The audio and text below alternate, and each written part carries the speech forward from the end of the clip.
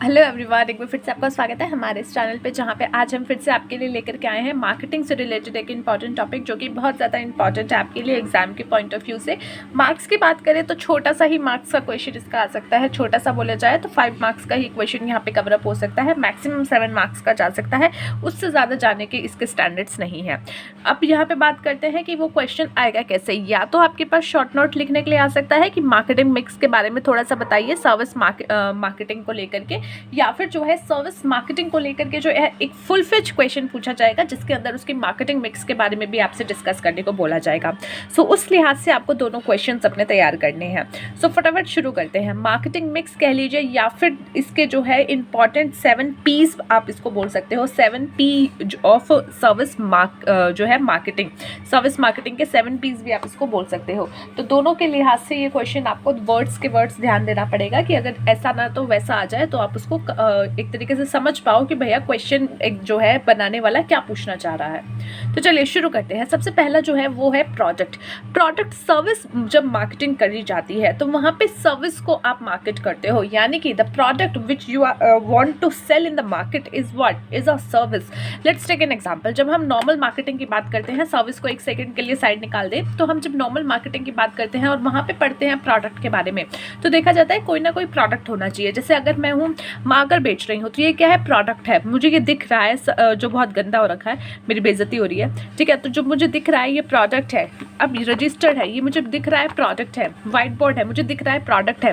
But service क्या मुझे दिखती है कि क्या जो मुझे मिल रही है, क्या वो प्रोडक्ट मुझे वहाँ पे दिख रहा है? नहीं। क्यों? क्योंकि वो एक सर्विस है, उसको हम देख नहीं सकते, इनटेंजिबल है, टेंजिबल नहीं है। सो सर्विस क्या होती है? सर्विस जो है इनटेंजिबल होती है, जिसको आप देख नहीं सकते, but you can feel the satisfaction, you can feel the benefit जो आपको उस सर्विस से मिल रहा है।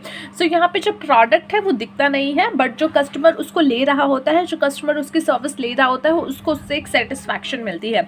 जैसे डॉक्टर है, डॉक्टर सर्विसेज देते हैं, कंसल्टेंसी करते हैं। लॉयर है, लॉयर क्या करते हैं, आपको जो है सर्विस देते हैं, आपका केस लड़ते हैं।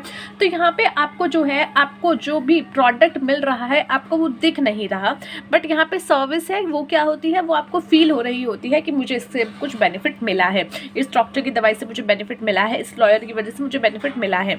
सो the production in case of service is the benefit and satisfaction that a customer seeks. यानी कि जो यहाँ पे प्रोडक्शन है और या फिर प्रोडक्ट है, that is what, that is a service, जो कि आपको एक बेनिफिट दे रहा है या सेटिस्फैक्शन दे रहा है उस कस्टमर को, जो कस्टमर वो प्रोडक्ट ले रहा है।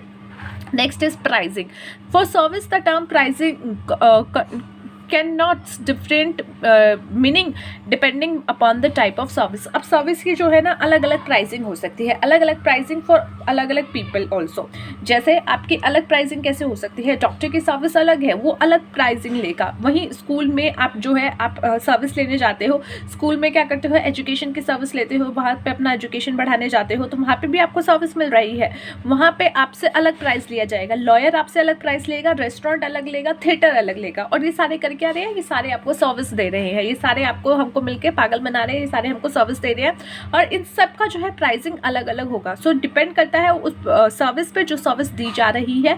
सो यहाँ पे वो प्राइस जो है डिफरेंट होगा on different services, type of services पे डिपेंड करेगा। Next is promotion. The importance of promotion in service is more where tangible evidence like advertisement, financial, legal service can be show then where purely personalise service like teaching, art, etc. as observed in a day-to-day experience. तो promotion का जो है एक तरीके से बहुत ज़्यादा better एक इम्पॉर्टेंस बन के आता है कि हमें प्रमोशन सर्विस की कैसे करनी चाहिए, या फिर जो है सर्विस की प्रमोशन कितनी ज़रूरी हो जाती है। क्योंकि जहाँ पे टेंजिबल एविडेंस है, जैसे कि एडवर्टीजमेंट आपको दिख रही है, फाइनेंशियल आपको टेंजिबल एक तरीके से एविडेंस दिख रहा है कि कुछ फ़ायदा हो रहा है ये सर्विस को लेकर के, तो वहाँ पर तो आप जो है अपना एक तरीके से प्रमोशन कर सकते हो। लेकिन कुछ सर्विसेज ऐसी हैं जहाँ पर आप प्रमोशन नहीं देख सकते, जैसे कि सर्विस आपकी टीचिंग की सर्विस सर्विस है वहाँ पे आप क्या कर सकते हो, उसको डे टू डे लाइफ में ऑब्जर्व करोगे और समझोगे। आर्ट की कोई सर्विस है, आप वो देख रहे हो, आप उसको देखोगे, समझोगे, उसको फील करोगे एंड देन उसका एक तरीके से बेनिफिट लोगे। बट कुछ सर्विसेज की जो है प्रमोशन की जाती है, उसको जो है एडवर्टीजमेंट के थ्रू दिखाया जा सकता है, पर कुछ सर्विसेज को आप डे टू डे एक्सपीरियंस ही करोगे ऑब्जर्व करके, तभी जो है उसकी तरफ अट्रैक्ट होगे। प्लेस और डिस्ट्रीब्यूशन, अब जो है प्लेस और डिस्ट्रीब्यूशन क्या है, ये एक स्ट्रैटेजी होती है मैक्सिमम नंबर्स ऑफ कस्टमर को अट्रैक्ट करने के लिए।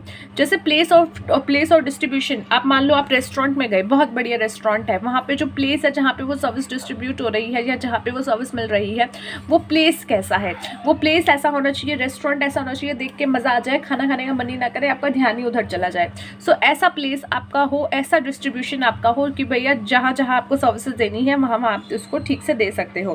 प्लस एज वेल एज जो प्लेस और डिस्ट्रीब्यूशन है सर्विस का, वो आपका कहीं भी हो सकता है, depend upon the services. Like education की सर्विस आपको जो है स्कूल जाकर ही लेनी पड़ेगी, टीचर आपके घर आके नहीं पढ़ाएंगे।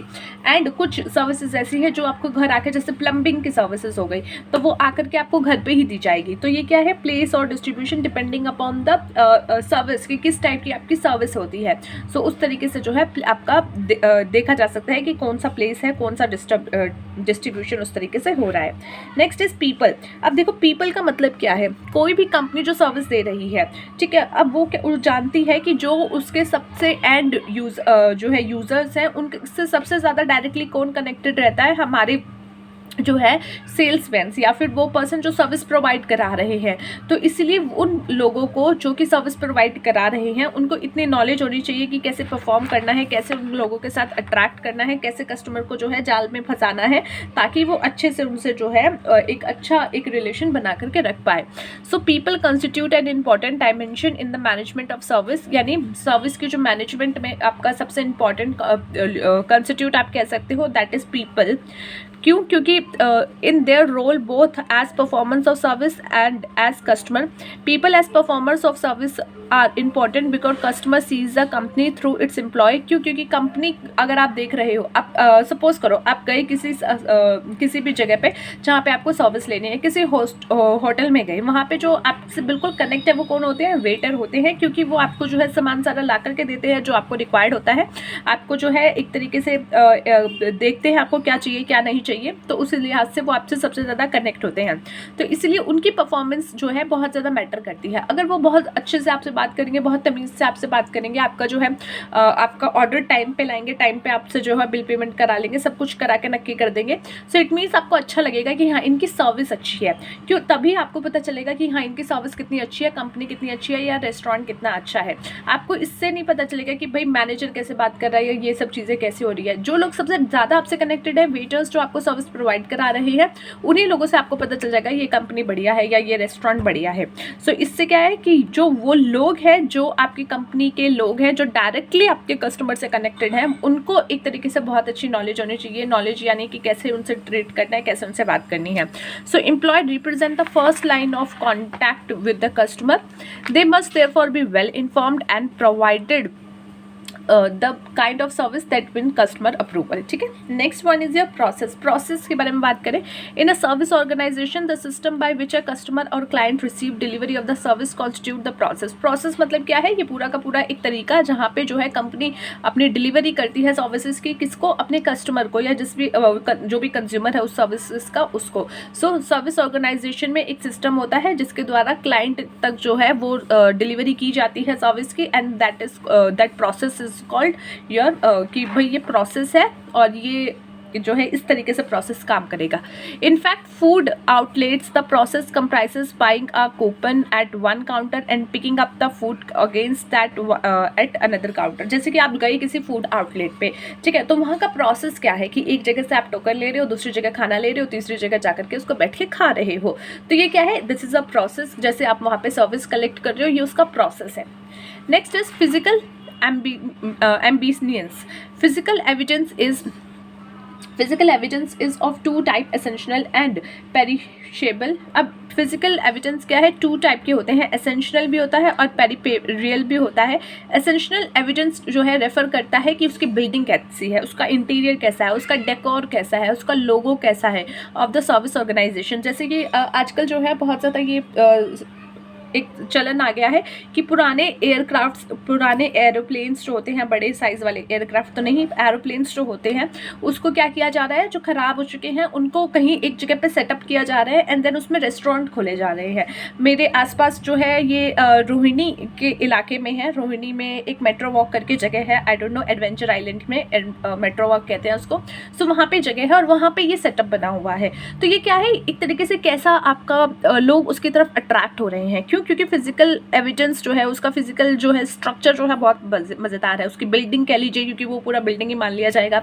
इंटीरियर डेकर ले लीजिए, लोगो देख लीजिए कि वहाँ पे जहाँ पे सर्विस ऑर्गेनाइजेशन जो है या जो वो सर्विस दे रही है, जहाँ पे आप जाके सर्विस ले रहे हो, उसका पूरा इंटीरियर बहुत मज़ेदार है। It is very critical in determining the atmosphere and environment of the service provider. और यहाँ पे क्या है, ये बहुत क्रिटिकल हो जाता है ये डिटरमाइन करना कि वहाँ का एटमॉस्फेयर कैसा है या फिर इन्वायरमेंट कैसा है जो भी सर्विस प्रोवाइड कर रहे हैं। Essentially physical evidence can be use to build a strong image. तो आप क्या करते हो, फिजिकल एविडेंस को देखकर ही जो है उसकी तरफ अपना एक स्ट्रॉन्ग इमेज बना लेते हो और उसको बाकी सर्विसेज से जो है, उसके बाकी कॉम्पिटिटर की सर्विसेज से जो है थोड़ा सा डिफ्रेंशिएट कर लेते हो। अब just because of that structure, वो प्लेन जो है जैसे ही दिखता है वो पानी में बेचारा खड़ा हुआ है, पानी के बीच में उसका थोड़ा सा जगह बना रखा है एंड देन उसके ऊपर उसको टिका रखा है। सो लोग क्या करते हैं, उसकी तरफ अट्रैक्ट होते हैं, तो इसी वजह से लोग उसकी सर्विस लेने चले जाते हैं, चाहे उनके खाने के बारे में उनको ना पता हो, but just because of that structure लोग उसकी तरफ अट्रैक्ट होते हैं। उसी एरिया में मतलब यानी कि उसी जगह पे, उसी एडवेंचर आइलैंड में बहुत सारे और भी रेस्टोरेंट्स हैं, बट लोग क्या करेंगे, अगर वो वहाँ जा रहे हैं and they want to have something, they want to eat something, what they will do is firstly वो उसी तरफ अट्रैक्ट होंगे। ठीक है, यानी कि अगर थोड़ा सा उनका पॉकेट उनको अलाउ करती है तो वो सबसे पहले उधर ही जाएंगे, देन वो किसी और जगह पे देखेंगे। तो ये सब क्या है, फिजिकल एविडेंस कहीं ना कहीं अपने कस्टमर को अट्रैक्ट करने के लिए एंड देन फिर उनको अच्छी सर्विस प्रोवाइड कराकर अपने पास टिकाए रखने के लिए। सो ये था गाइस आज का हमारा टॉपिक, जहाँ पे हमने डिस्कस किया marketing mix in service marketing. I hope आपको समझ में आया हो। मिलते हो नेक्स्ट वीडियो में, तब तक के लिए take care of yourself and take care of your health.